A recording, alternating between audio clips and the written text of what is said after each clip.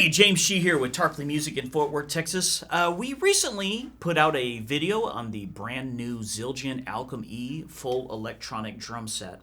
And so it's a general overview of the whole thing. But on this video, I'm actually going to talk about setting up the hi-hat control. It's a very easy process, but you really need to do it.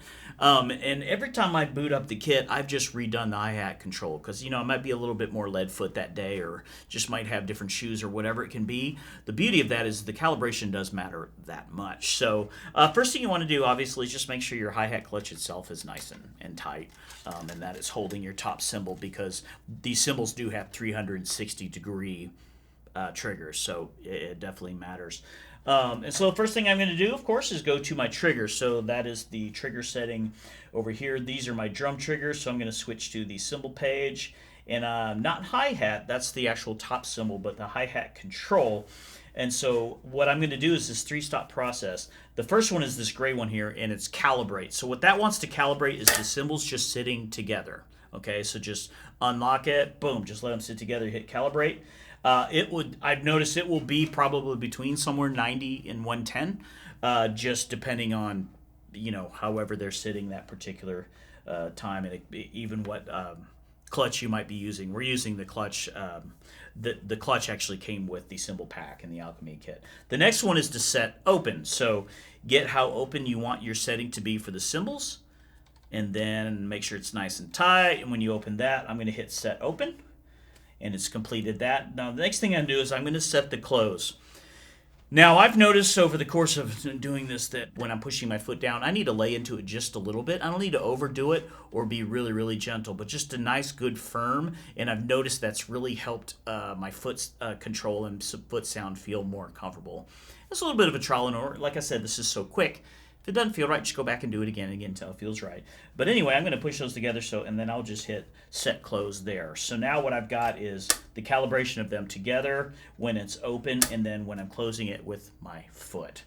Now, if you've noticed that you've got the hi-hat, like I said, this is the actual hi-hat cymbal part of it from this. And, of course, these are 3-zone cymbals. So you'll have a bow, an edge, and a bell. So you can actually go in and you can change that detection sensitivity. If I feel the edge seems to be triggering way too much, I can change the sensitivity down for that. And you can just kind of customize it and just play it and move them around until you feel that it's a pretty good reaction, right? Like I said before, the one thing I would tell you is go ahead and just kind of do this every time you boot up the kit. Just do your hi-hat control again. It will help alleviate some frustration of why does my foot not feel like it's right, because you know it can. There's a lot of different reasons why those triggers can be offset when you're talking about two cymbals moving, as opposed to everything else that is really kind of stationary. So I hope that is a very clear, simple way of looking at how to do that. It's a very simple process, but it's very effective. And like I said, my notes would be don't overdo things, but you need, when you're doing the just let the cymbals fall together, open to what you would really want your real cymbals that are not the silent cymbals, and then with your foot do push in a little bit. I notice if I push way too hard or if I barely put on it like that, I tend to not get a good reaction out of my foot sound. Hopefully that helps. If you did help, great. Hit like. If you had any interest in watching this thing at all, hit like. It's kind of nice. And if you haven't subscribed to our channel, please do that as well.